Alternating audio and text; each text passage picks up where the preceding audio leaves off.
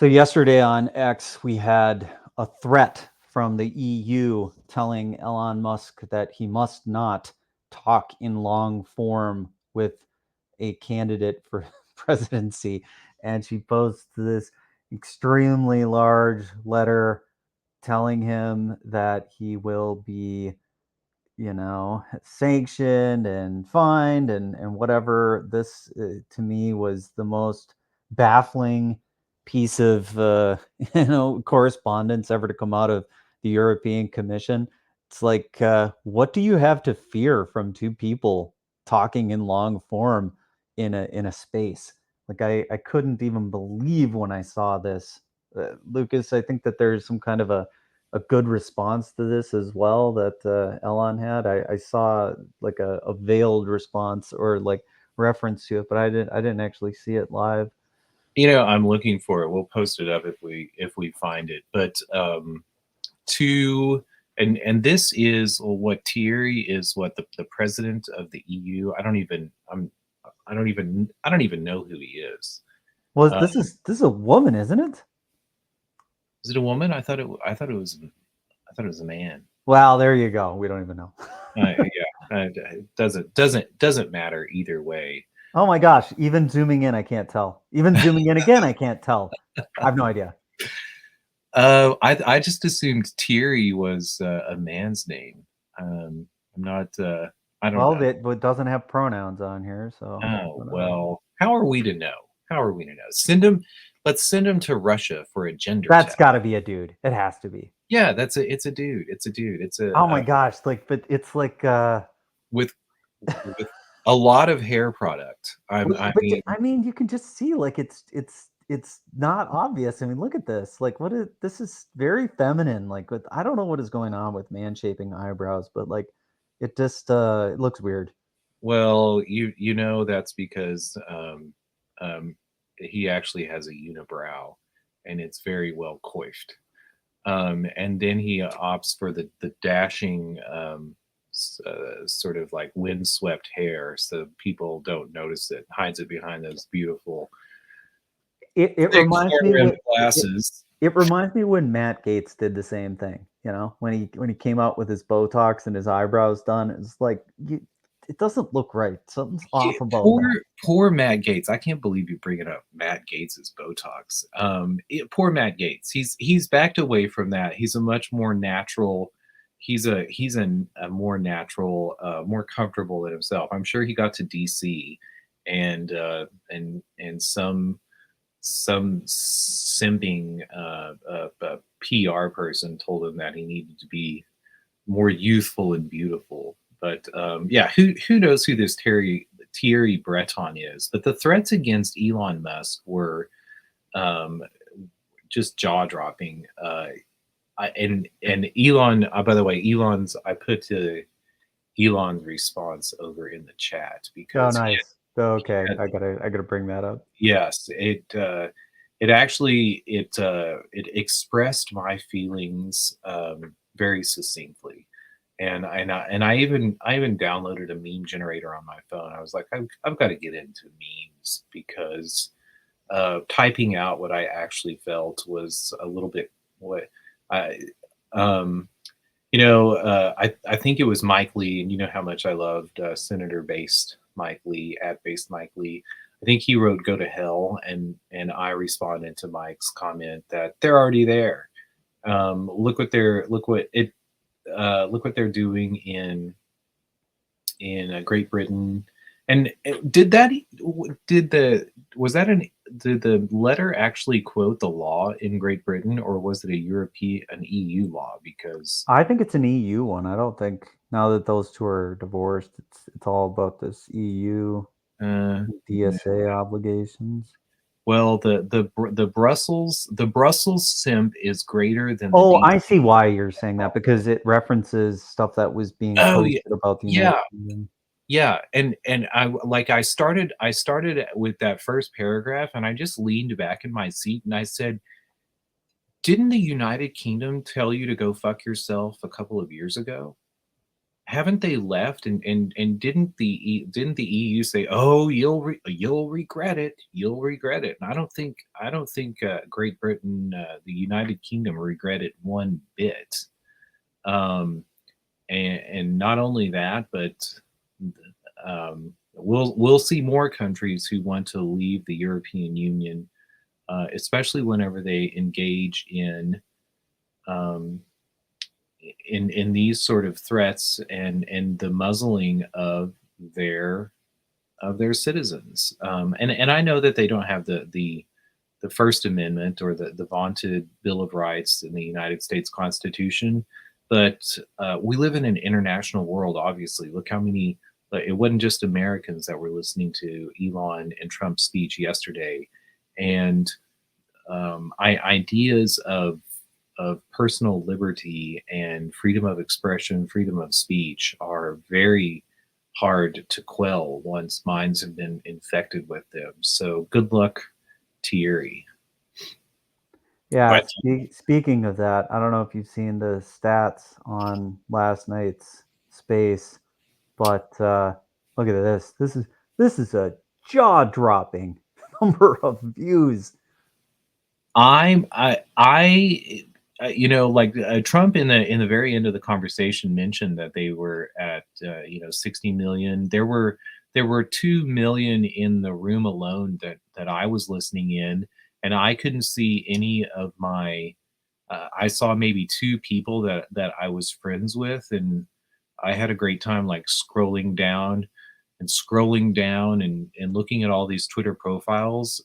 It's we are very siloed in sort of our crypto echo chamber. I don't know how much that has to do with X algorithm or just like our engagement, but there were an ungodly number of people there, and it was and there there were profiles with Arabic script and in Arabic script who were obviously from the Middle East. There were profiles from India, all over the world. So not just America, but the whole world tuned in to listen to that conversation. And while the conversation was going on, I often allude to FDR and his fireside chats and when we talk about the United States entry into World War II and the establishment of the dollar as the denominator for the world exchange system, I usually start with FDR's fireside chat that he talked about lending your neighbor a hose rather than selling your neighbor a hose when his house is on fire. And I've often wondered, especially since engaging in spaces that have such a, it's the intimacy of radio, but it's a two-way street instead of a one-way street. And I've wondered whenever a politician would grasp that and really start to use that. Bobby Kennedy did a wee bit. Well, In, we should talk about that for just a second. So if you think about what really happened last night, I had a chance to sit there and listen to it, and the family comes in and they're like, "What are you doing?" And I'm like, "I'm listening to Space on X," and they're shocked because other people will watch TV or watch a movie or whatever, but like for me, I would prefer to get that kind of content. And even while I was listening to it, for as much additional, like, you know uh depth that was there, it was still thin compared to some of the stuff that I'm used to, right? And I would say, as a contrast, if you think about the speech that Bobby Kennedy gave at Bitcoin Nashville, I mean, that was, as far as I know, it was not a teleprompter speech. It was something that he delivered over the course of 45 minutes. And the amount of content that was in there, the amount of nuance that was in there, was like 1,000x compared to that conversation last night. As good as it was, it was very interesting to hear that conversation, but it was still a lot of, I don't know, not it wasn't really deep in policy and filled with a lot of nuance. It was very high level stuff. Like, they spent 15 minutes talking about global warming versus nuclear warming, and just like Trump alluding to things like, I said no way to Putin, and then he said no way, and I said way. It's Oh, like, that was one of my favorite. That was one of my two favorite quotes. He said no way, and I said way. but like it's so thin. I mean, it's thin, man. Well, but part of that is the brilliance of Trump, and remember whenever he came on the scene or began to gain traction as a candidate, and all of those times that he ran leading up to that, a lot of traditional media, traditional politicos made a lot of fun of his speaking, but um, we should be questioning why we have different sets of rules for what we write down and different sets of rules in how we speak clausally. And Trump did not bend his neck to speech writers and this notion of grammar and an understanding that we have two separate rules. He just said, I'm gonna give speeches exactly like I talk. I And don't know. I like oration. I like rhetoric. I think those who can, put together a good turn of phrase with, a coherent set of thoughts and an idea for where you want to take the conversation versus this rambling stream of consciousness. I think that there's something lost when we go too much in that direction. Well, I agree. I just think that Trump used it to his advantage because if you notice, and I'll send you a link to post up of a picture of him actually in Mar-a-Lago at a table talking with Elon in a space, and you can see the space on his phone that's on top of a table. But underneath his phone, he has a paper with a list of points. That I'm sure they had a conversation. His campaign team going into it and said, "Here are some things that you should go back to," and he uses the causal nature of speech and an understanding that our minds jump around and would constantly go back to, like Biden, he makes no sense. Kamala, she couldn't do this, she couldn't do this. And he doesn't mention Robert Kennedy because Bobby is much more eloquent and has more nuanced policy goals. But there were many aspects of it that I thought were great. Like you got a glimpse into sort of the way that Trump leads with bluster. That's it. That's beautiful. Look at that. Look at that beautiful. Look at that beautiful mop of hair. Yeah, he's sitting there with notes. I mean, I wouldn't fault anybody for having some notes in front of you. You have some things you want to talk about, you have things you want to reference. It makes the show crisp and fast. I mean, if you're not prepared, it's not going to be interesting. Well, but you could tell that there were some times whenever the conversation would be wandering around, and he would go back to some of his talking points. But regardless, speeches are wonderful too, in regards to their immediacy, but conversations are wonderful, and there's this notion of the recorded interview. But um what Trump and Elon got to last night was a combination of the both that was electrifying. And even though it was thin, I couldn't help but think, um, It's only thin by comparison. It's only thin because that's what I'm into. As far as, the mainstream media and the sound bites, it was extensive and deep, compared to some of the other like tiny little bits that we get, where I've seen clips of, Kamala saying something or whatever. So it's only by comparison. So like last night, it held my attention. I sat and listened to the whole thing. yeah, well, and I noticed also I noticed just a tweet that had captured several headlines that are quite honestly full of shit. Like the nuance that you get in listening to a long form discussion are not evident in in textual clips or citations from what was going on, but having Trump and Elon go back and forth about his relationship with Kim Jong Un and how Trump was aware of the threats that North Korea was making and sort of divulging how he played his hand and how that worked out with regards to a development of a relationship. You know, like when because he led also in in setting out the differences between him and Joe Biden and ostensibly Kamala Harris, and saying that he would be a much stronger and much more respected person.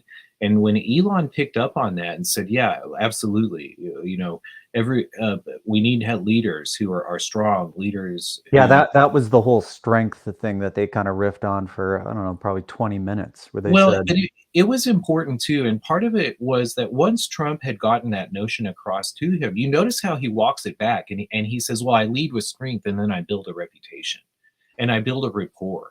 And but this, see, even with this back and forth that we're doing, where we'll allow each other to interrupt and sort of, keep the conversation flowing. I think that nuance was lost in there, right? It was but too what? rambling. There wasn't enough back and forth Well, between. Elon was giving him too much time to begin with. But again, it's hard to establish that rapport.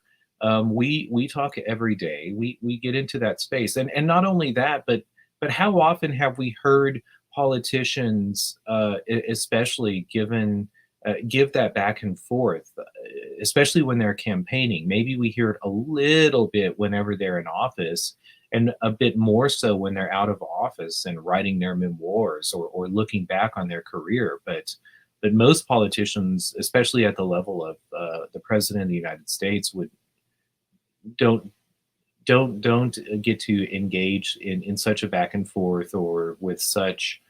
Um, I suppose who's going to interrupt the president of the United States when they start rambling on and be like, no, no, no, hold on, let's rein this in. Well, and there was some giving of flowers back and forth. Trump saying, "Oh, it's nice what you've done with X here," and they didn't actually address Trump being thrown off by Twitter prior to. They didn't get into any of that. You could tell it was sort of on their minds to begin with, but they didn't want to waste time or make the conversation about Trump's complicated history and outsized influence and role in the history of Twitter. But Honestly, I would have preferred that they would have done that a little bit because it was so different. I mean, if you think about it, like, think how different that was. We've never had a president that engaged directly with people without like this brokered way of doing press conferences or whatever. He would just say something on Twitter, just like whatever, the random weirdest thoughts out of his head. He would just say them on Twitter, and it was groundbreaking. and riveting. And also it began to because I was a I mean I'll just put it this way. I had an election party at my house for Hillary, and I kicked everybody out when the election results came in, and then I went on a long uh, I questioned, I began to question like what was going on, and uh, that's a whole nother story. But I immediately began to follow Trump on Twitter. I downloaded. I didn't really participate in those years, but I began to see that he certainly had a sense of humor, and was trolling people. I love jokes. I love a man with a sense of, speaking of, my other favorite line was perhaps one of the best jokes that I've ever heard. And at some point in an aside, he said, Joe Biden, he did the impossible. He made the Hamas and Israel mad at him. Unification.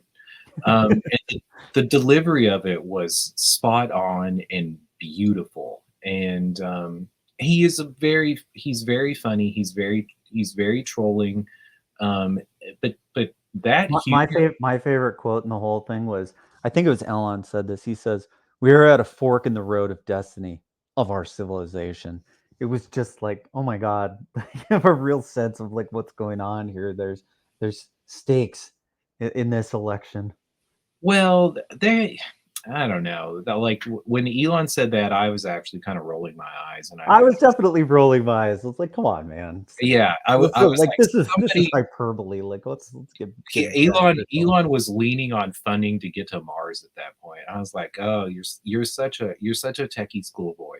But I also thought that I Elon. know, like that whole exchange where he's like, "We could be doing great things. We could build bases on the moon, whatever." It's like you can clearly see. It's like, yeah, give me money to do this. It's like, come on.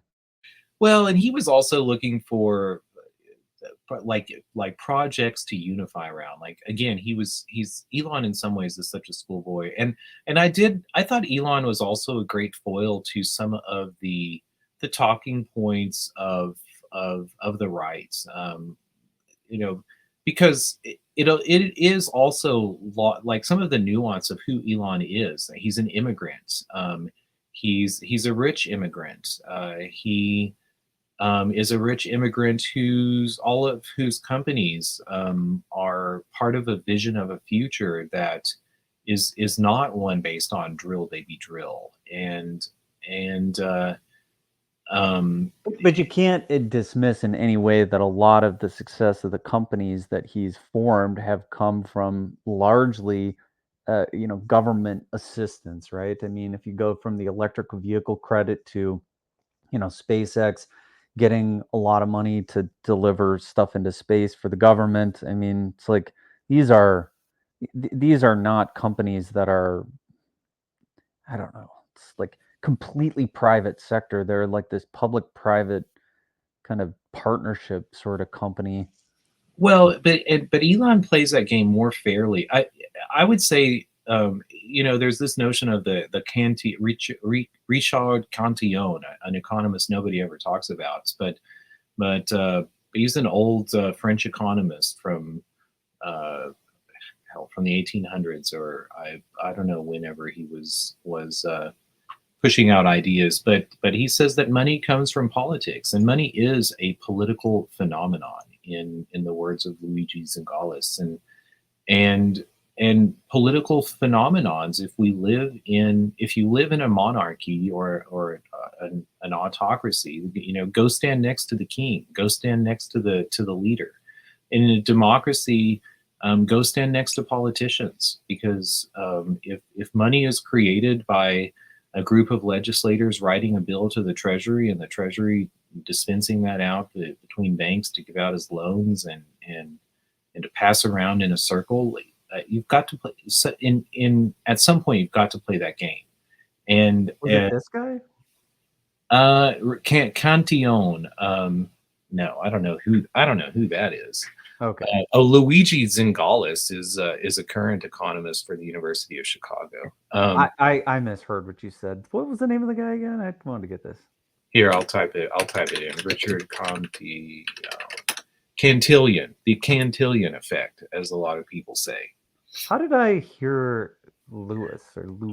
Well, I said Richard Cantillon is the person who described that that money drips like water from a faucet of a politician. Money is associated with politics, and I just I riffed from there to Luigi.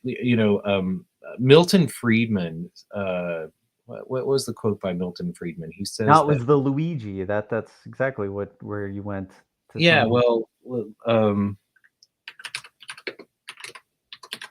I'll look up Luigi's handle soon. I follow Luigi, and I think he's brilliant. So very few economists actually have a grasp of the world, but Luigi is an Italian, and so has a perspective outside of the hegemony of the dollar. But Luigi Gonzalez is the one who says he takes a statement by Milton Friedman, and Milton Friedman says that um, money is a, I forget what he says. Some sort of money is a something phenomenon. I forget what the descriptor is. And Luigi Gonzalez, I once heard say, money is a political phenomenon, and I think he's 100% right. um, because it takes a group of people to be passing Well, money it around. it used to be that until Bitcoin. I think that may Well, be one of but the this is great where differentiators, right? but this is where like the limited supply of Bitcoin and its isolation is means that it's a financial asset. Like it's a thing to hedge against the um, it's a thing to hedge against I don't know, political disagreement and the overproduction of money that emerges or that happens whenever a group of people aren't getting along and are thus lying about the amount of faith that they have between each other or about the wealth that they can produce between each other. And that's really what we see whenever we see inflation is groups of people who aren't getting along and are lying to each other because of that. I think that that was a very interesting part of that whole discussion last night was where they started talking about inflation. I think that there were bold claims that were made by Trump saying, if I had stayed in office, there would have been no inflation and some foolish statements like that. But, the fact that we're actually talking about it and how inflation actually happens, that was on point to be part of the conversation. It was that was one of my favorite parts of the conversation, and I certainly raised my eyebrows and thought about the COVID response. I thought it was interesting that Trump got into um, COVID, sort of admitted that he was blindsided by it, that he was unprepared. He didn't necessarily come out and say that he made some very wrong decisions, um, but See, and I I feel like this was a part in the conversation where Elon is either like being disingenuous or not trying to steer the conversation into a hard direction. It's almost a little bit of simping because he could have easily said, "All right, well, wait a minute. You were the one who presided over Operation Warp Speed. You can't say that you weren't. So, like, do you regret it? Like, do you think you made a misstep here? Would you have done it different? I mean, he could have taken that conversation into a different direction instead of just like letting it go because he well, let some stuff go that I would not have let go, that he should he not have but let go. but to open up that conversation, he did say this is not an interview. He said we need a place to have an adversarial conversation, not an adversarial interview, and a place where we Totally, but, like, even if you were to make a statement, right? And I'd be like, "Well, wait a minute. I don't agree with that," or, "I don't think that's right," or, "Well, what about this?" Like, speak to it. It doesn't have to be adversarial, but it's like, "Okay, wait, you were the president when COVID happened and, Operation Warp Speed. Tell me your thoughts on it." It doesn't have to be adversarial, but he could have just, like, thrown it in there. It's like, "What?" You presided over this. Like, you can denounce it, you can distance yourself from it. You can say, I made a mistake here, whatever. It doesn't have to be, mean or adversarial or try to put somebody on guard. Just be like, tell me what your thoughts were on this because, you passed this and you presided over it. he did eventually. I mean, when it came to energy and I mean, you're right, but you got to pick your battles, and I think that would have put Trump's back up. And not only that, but Trump was the one who sort of opened the conversation about COVID. I think Elon probably had, and well, Elon certainly had his own talking points. He wanted to talk about high speed rails and spaceships to Mars. And his government accountability idea. Yeah, yeah. Um, w- I almost feel like there's like if you knew what Elon's agenda was, that he has some projects that he wants to get funded and he really wants to see this government accountability thing. I think he really wants to get in there with the pen and start slashing the government. And the fact that they talked about like what uh, Javier Milei was doing, they said we could do that same thing. And the whole I got a better deal on airplanes. I can negotiate with Boeing, whatever. Like there's some thought that government corruption has allowed to seep in really deep. And again, this is where I thought it was a missed opportunity to say this is the sort of thing that AI is good at doing, versus some of the stuff it's being applied to right now. I mean, absolutely agreed. And not only that, but this is something that actually putting government on blockchain might prevent. Um, but From a when transparency perspective, you're talking about. yes, um, but I think that we're going to see more conversations between the two of them. Certainly by the end of it, I thought that they both had a good time and sensed the magnitude of what had occurred, and so um, and I think that was at the point that Elon began to also question or drive some of his points, and there was a greater balance to the power in the conversation. So I hope that they have more conversations, or that Donald Trump finds um, the right um, the right foil to coming on and having a long form discussion and an open and with charity towards all and malice towards none sort of conversation where they talk he talks about his views and what his intent is, and it's not a guarded um, carefully glass policy speech. I see that Elon has invited Kamala Harris to come on and do the same thing. I imagine she's not going to accept the invite, but if It's she, too it's too bad that she doesn't, or even Tim Waltz doesn't, because actually, that's where I was going to go with this. Even if she didn't want to do a conversation with Elon, like, why doesn't just her and Tim Walz sit and talk? Just have a casual conversation. Let us just be a fly on the wall and listen to the two of you talk about policy and whatever you think is right. Just like let us see who you really are. who they need is Zach Galifianakis to come back between two ferns. Um, because he sort of attempted that with in the early days of podcasting. I don't know if you remember his interview with Barack Obama, um, but Barack Obama was nonplussed and couldn't believe some of the things, and Hillary Clinton too. But the left needs to bring Zach Galifianakis out of whatever fancy resort he's living in at the on the outskirts of Las Vegas, and and bring him to X to have some conversations with him. You know who else I think would be good is Roseanne Barr. Um,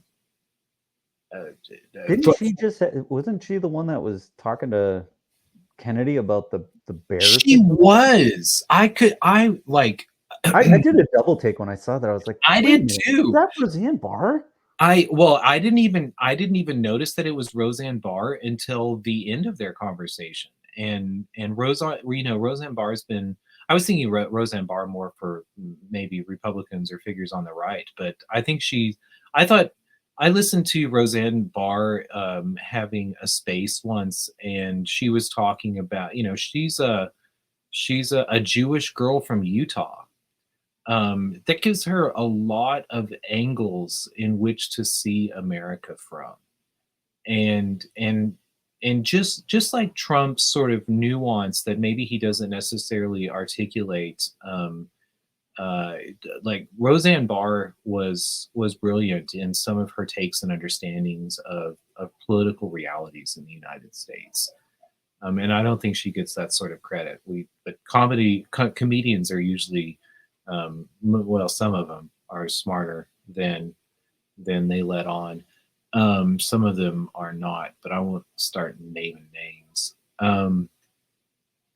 By the way, I found the and Operation Warp Speed. I mention sometimes, and today maybe it's a good time to go into it. I mentioned earlier Luigi Zingales, who's an economist for the University of Chicago. But there's also Tyler Cowen. Do you ever listen to Tyler Cowen?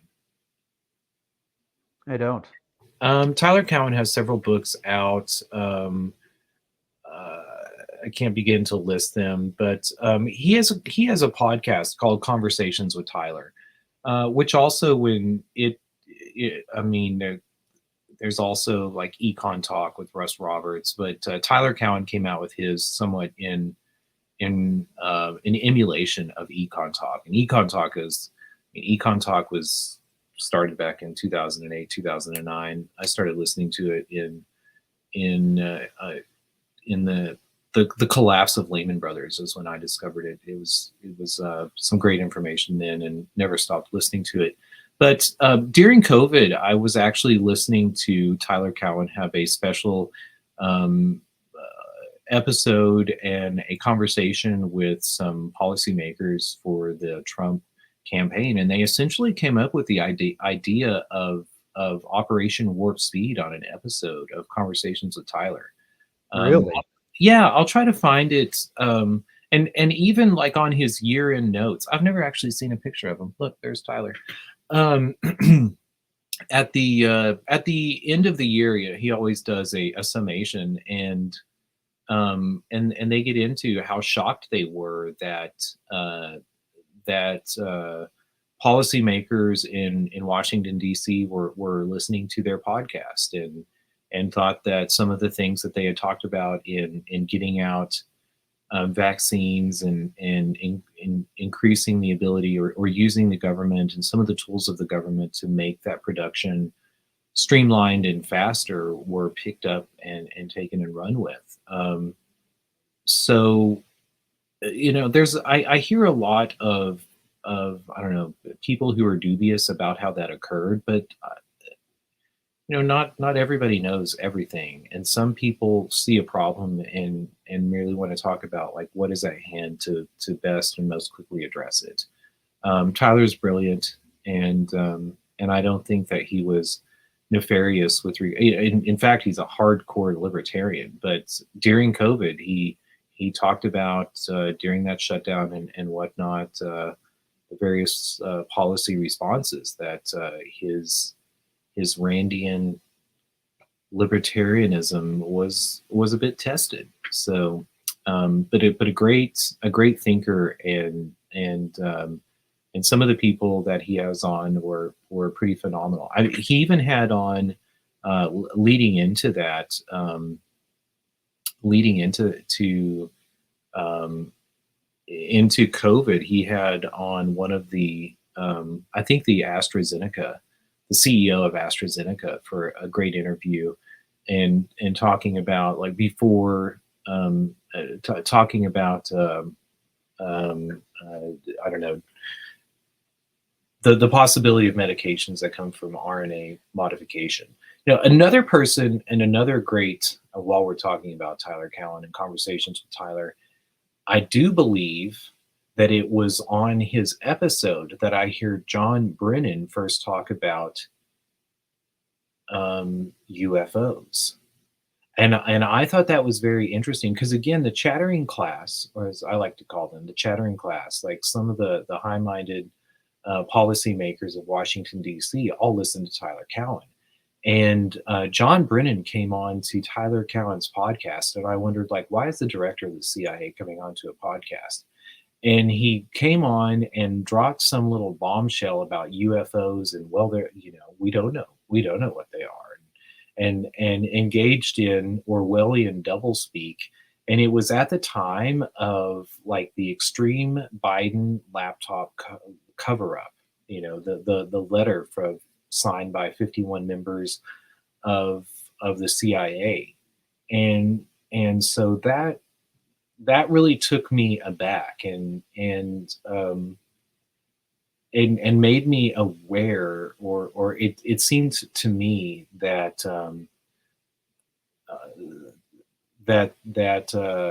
the conversation going on in America was being turned in some way. So, but before the episode, we were talking about Google and how. Well, before we talk about Grok and X, or turn the conversation, I don't know that we want to make this all about Tyler Cowen.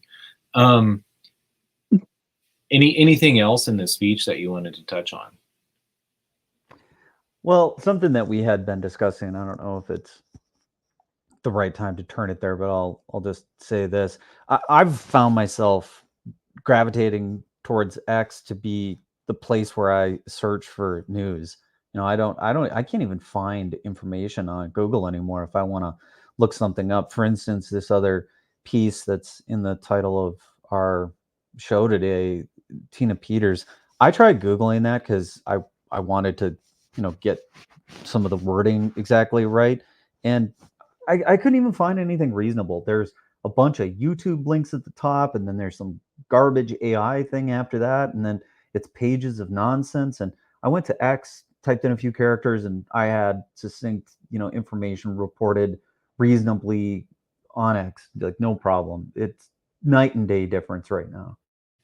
Tina Peters was, and that was also, I mean, the Tina Peters, the actions that Tina Peters took that led to the trial that concluded yesterday also occurred at the same time that Tyler Cowen coming out with this conversation about Operation Warp Speed, and with the conversation with John Brennan, and I was living actually in a small town right outside from um, Grand Junction, Colorado, where Tina Peters was the county clerk for Mesa County, Colorado, and I was also consuming more traditional media at the time, and living next to Grand Junction and also being engaged in municipal government and on a municipal water board, I dealt with some of these people, and it was mind-boggling to me the narratives that that I was reading in the news at the time. And even yesterday, the jury came back with several verdicts of guilty for the 10 charges and a couple of not guilty. But regardless, like whenever I saw the I don't know, 50 to 100 word synopses of what the trial was about, I just thought, God,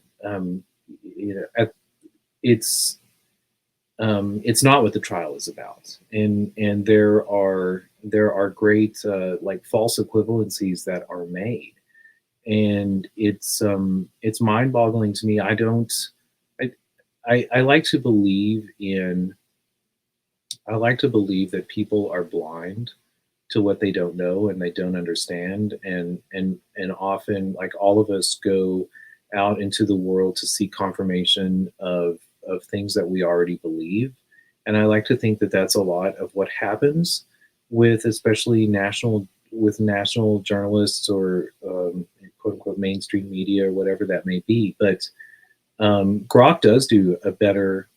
I don't know if it's because X and the AI that's combing all the tweets are getting a lot more different perspective of what's going on at the ground level, and are amalgamating that into a shorter narrative. But it comes a lot to more to the point so very often. And not only that, whenever I'm searching for something through Google or other search options, it's amazing to me, like how how far I have to dig through the pages. Anytime Wikipedia is on the second page of search results, I'm wary as to what answers I'm being sold to with on the first search results. And then when you add to that perhaps there are decisions that are being made by the the company that you're using to search with regards to what content they want you to see, for political or some sort of notion of moral reasons, it makes it even worse. Um, do we want to talk about Tina Peters? Oh, I've got it on the screen, so sure. And Well, this to me is the difference between like other areas of the internet that you can go to try to find information. So I searched for 3 words: Tina Peters election, and was able to come up with this pretty quickly. Now, could there be a problem with this? Yeah, maybe. I mean, this could have some incorrect information in here, but it's hard to beat the summarization. I mean, look at this. Like, I want to know what's up.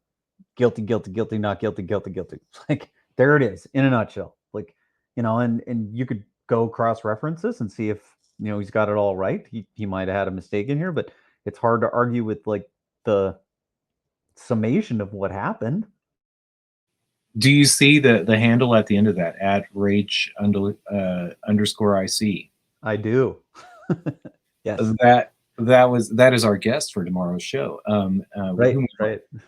Whom we've already spoken to, and it was absolutely prescient in some of her predictions as to what was going to happen. I did end up listening to the closing arguments yesterday as the case was closing, and I wish, I don't know, it saddens me to see some things that we'll get into in that conversation tomorrow, but it saddens me to see the defense was in their closing statements and brought up, well, should I lay out some of the what happened or occurred? I guess I will, because I need to. Yeah. Do it. Let's go for it. Tina Peters was the state of Colorado. The state of Colorado disseminated a rule, a demand, I don't know what, that the election software for the Dominion voting systems needed to be upgraded in the state of Colorado. And when that was going to happen, that the previous databases from the previous elections would be erased, because everything had to be erased and it had to be a clean build. Tina Peters said, I am an elected official, and state law says that I'm supposed to keep a record of so many elections and through this amount of time. And so if those databases are erased, no record will be kept of them. And so she and other members of her office, a deputy clerk and a member of the IT department, said this is a problem. And they had a discussion about what they would do to make a copy of that database before it was erased. And then they proceeded to do that. Now, through some means, redacted pictures of the database build and what was going on behind the scenes were released to the internet. The state got wind of it. The national media got wind of it. That's when I first began to hear of it.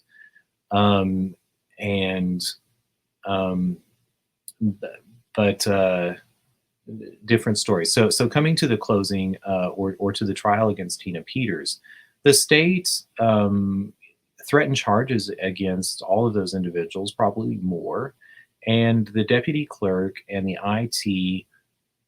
IT representative turned state's evidence and did so in exchange for immunity from prosecution.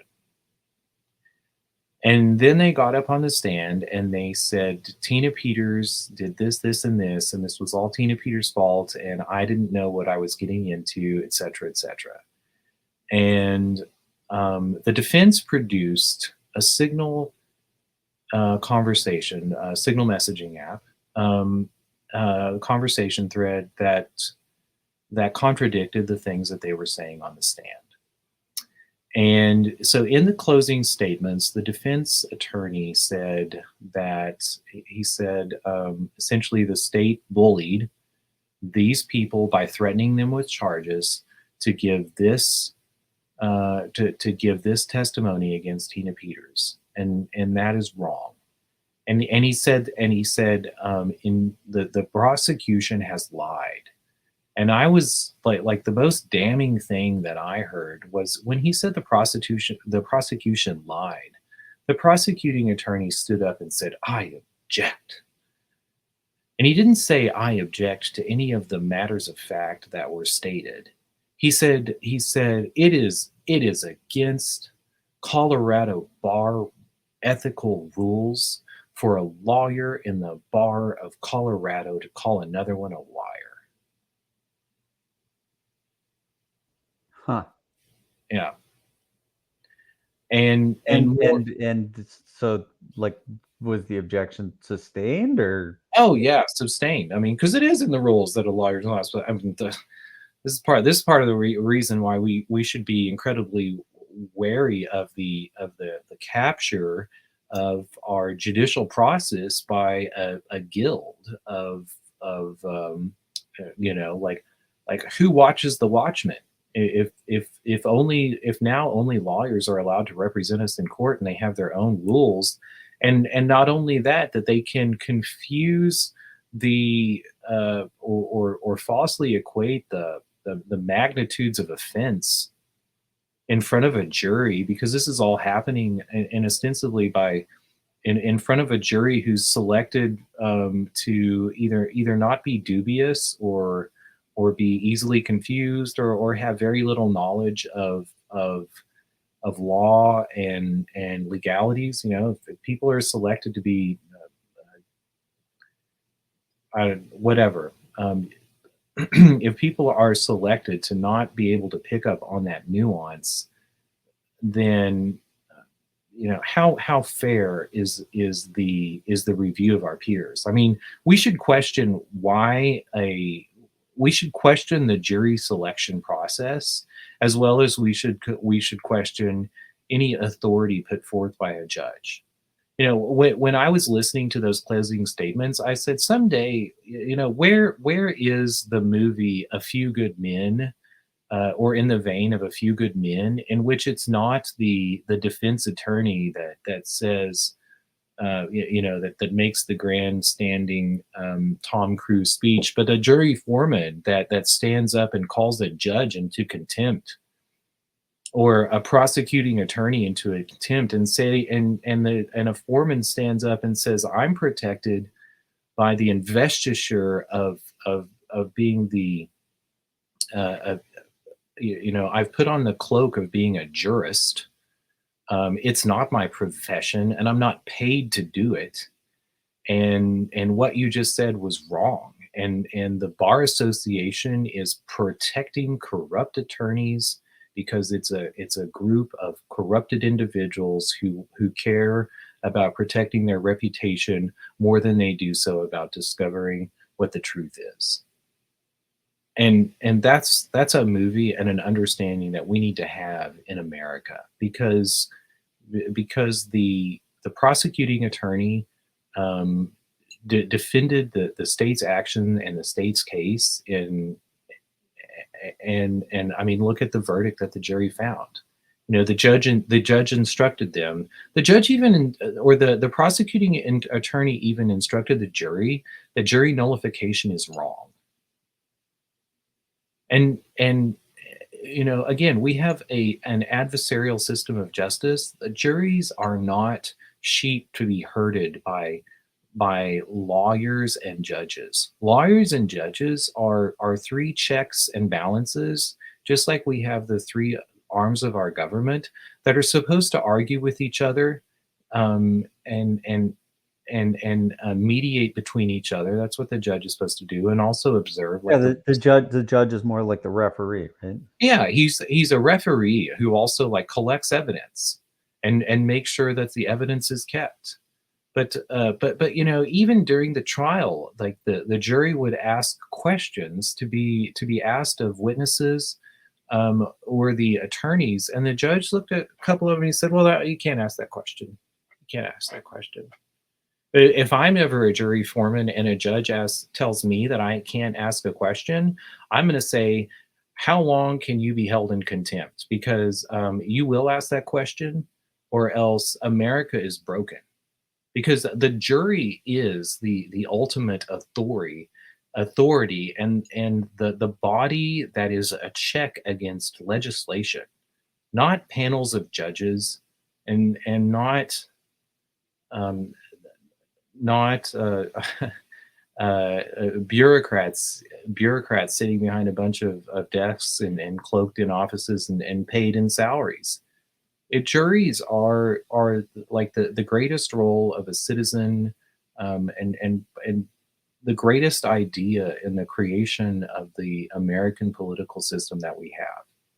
And because because it is so seldom that citizens are called into jury duty, and because there's an entire profession of lawyers and judges, a legal profession that has created itself and appointed itself to be the arbiters of justice. Like Trump and going back to the conversation that Trump and Elon had, they had a conversation about lawfare. And it's strange to me that none of them get to the point at part of like the corrosive source of lawfare, and it's not elected officials. Like Tina Peters there were checks on the actions that Tina Peters took, and those were elections. She is an elected official, and a recall election was held after all of this news came to light, and it failed miserably. And the only reason that she's still not the county clerk is because she thought what was done to her by the state of Colorado was so wrong that she ran for the Colorado Secretary of State rather than to be county clerk again. And she failed in that election and lost some of the privilege of office, and has been abused by the legal system for the last several years, and that abuse will continue on.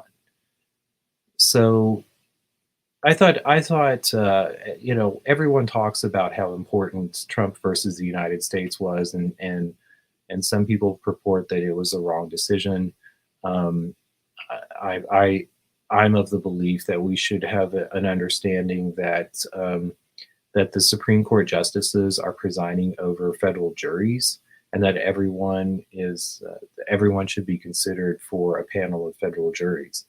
Um, I uh, I think part of the reason why we have so much less in the jury side of the world is when you are facing some sort of a lawsuit or litigation, a lot of times there are covenants in the contracts that specifically rule out trial by jury. Like it just says that. And I think that there's either some amount of cost expediency or some other reason why contracts have been pushing in this direction. But I frequently see it is that you're asked to waive a jury trial in the situation where you end up in some sort of a dispute over the contract. like non-disclosure agreements, I think that such a an obligation in contract should be. I mean, we're guaranteed the right to a trial by jury, and people can be hoodwinked or defrauded in any number of ways. People who are not wise enough to, or do not have the experience to see the future, can be taken advantage of by people who've already seen things happen, and that's part of the problem. I'd say a greater problem with regards to our understanding of jury nullification goes back to the Civil War and to Jim Crow laws in the South. And jury nullifications were used to take advantage of disenfranchised former slaves in the South and in the West. But the progressive response, the response of progressive Republicans coming out of that, was to get rid of juries and to empower the judiciary, or the judges of the judiciary, rather than ensuring that the jury selection process was equal. When America started, and we had this conversation about whether we were to be a republic, that conversation started with, well, who gets the right to vote? And it started out with, oh, the landed gentry of Virginia.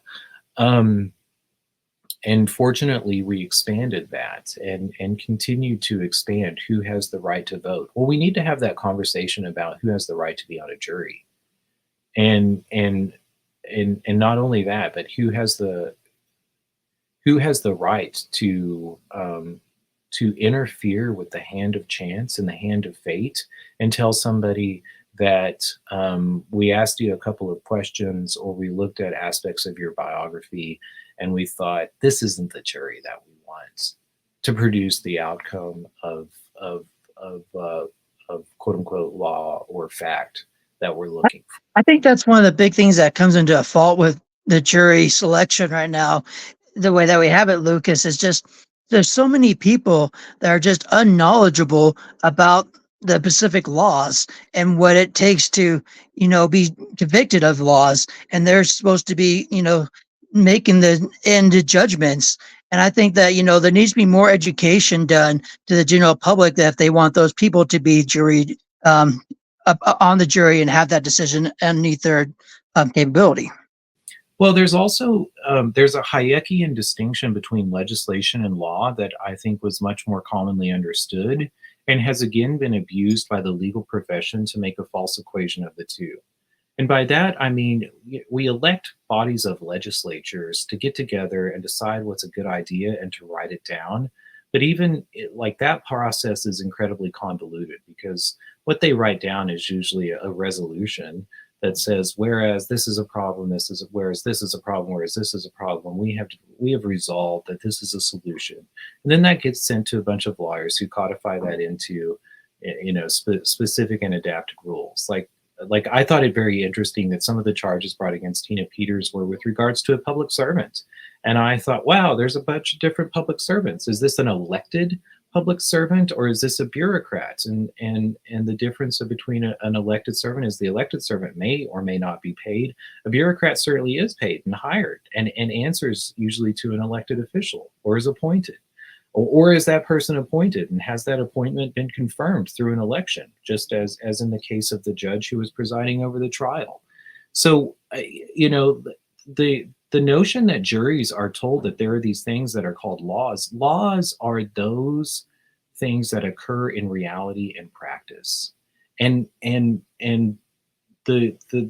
reality and the practice that the jurors, the citizens who are selected to be on a jury, because all of the actual practices and things that are real in the lives of the citizens of a country, those are the real laws, and all the rest is legislation. And the original idea behind, and this comes from Thomas Jefferson, Thomas Jefferson, very expressly lays out like concepts of nullification. And the idea was if you don't like the legislation and a jury says it's nonsensical, then they get to not only answer as to matters of guilt, but also to whether a legislation is indeed a law or not. And that, I guess, is the greatest nuance that we've lost and given away to again, this legal profession who has told us that if you write something down, the God is in the writing, and they read the writing. Some of it may be in Latin, and there's so much that we don't understand that we should just listen to them. So anyway, we'll have Rachel on tomorrow. With an interview or a conversation that we recorded over the weekend.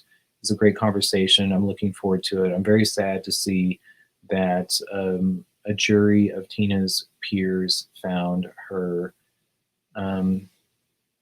guilty for. And I'm sad that it was brought to trial and not brought to election, because to me the true answer for the rightness of what she did should have been addressed in an election and never have been brought to a trial to begin with. And I'm also sorry for the threats and the disruption in the lives of Brendan Isley and Gerald Wood, who were doing what they thought were right, and whose lives have been altered, and negatively so, I would imagine, because of the abuse of lawfare.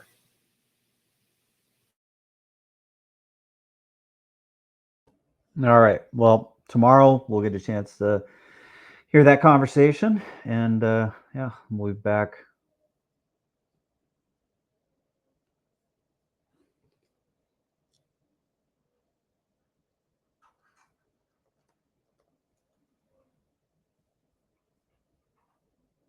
Lucas, can you still hear me?